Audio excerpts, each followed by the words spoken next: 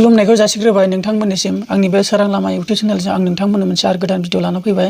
नोंथांमोना बे भिडिअनि गेजेरजों माखासे बाहेरायाव थाग्राफोरनि फैसा अनुदान होनाय आरो लोगोसे जोंनि आसामा बेसेबां पजिटिभ बेसेबां नेगेटिभ जाखो आरो बेसेबां रिकभार जाखो आरो अल इन्डिया बेसेबां फर्म एक्टिभिट आरो बेसेबां जन थैखो बे भिडिअनि गेजेरजों आं नोंथांमोननो खिन्थागोन।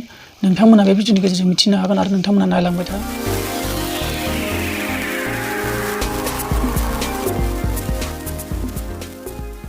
आं गिबियावनो से नम्बराव बुंनो सानदों माखासे बाहेरायाव थाग्राफोरनि फैसा होनो होननानै बुंनाया जोंनि आसाम सरकारनिफ्राय बेखौ आं दिनै लानानै फैबाय नोंथांमोननो मिथिहोनो। सासेयाव बेसेबां खरि फैसा होगोन बेखौ से नम्बरावनो बुंदों सासे मानसिनो 2000 होगोन।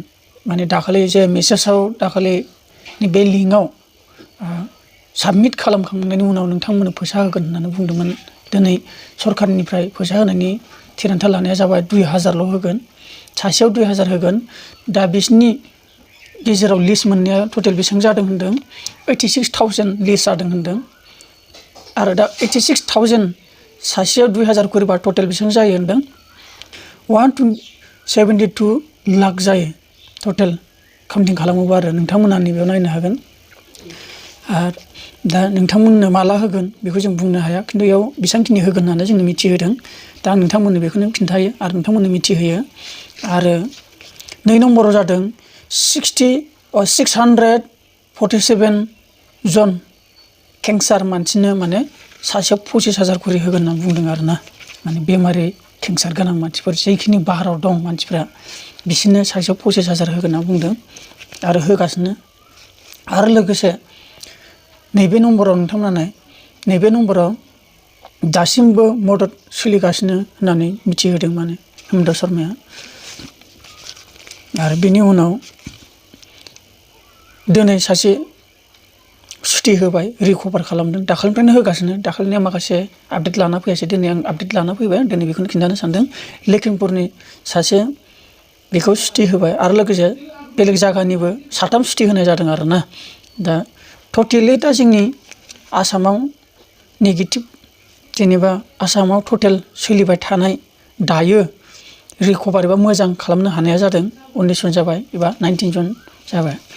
आरो बिनिफ्राय 5 नम्बराव आसामाव दायो 35 केस मोनना दङ। माने जोंनि आसामाव दायो माने कर'ना नांजानाय होननायखौ माखासे चेक खालामना मोननाया 35 जन जानानै दं जोंनि आसामाव। आरो माखासे एक्टिभेट जानाया 15 आरो मोजां जानाया 19 आरो थैनाया सासेल'।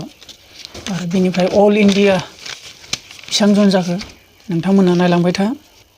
कनफार्मा जादों 17,874 जन कनफार्म। ओमफ्राय बिनिफ्राय एक्टिभेट जानाया 14,406 ओमफ्राय रिकभार एबा मोजां खालामनाया 2,900 आरो मोजां जानो दंबावो 46 जन दङ। दा बेखौ साननैनि गेजेराव रिजाल्ट मोननो हागौ। थैनाया जादों 568। दा बेनोमोन नोंथांमोननो मिथिहोनो आं बे भिडिअनि गेजेरजों। नोंथांमोना दा मिथिबाय जानांगौ। बेखिनिखौनो नोंथांमोननिसिम मिथिहोनानै एसेयावनो दोनथ'नाय जाबाय। गोजोन्थों।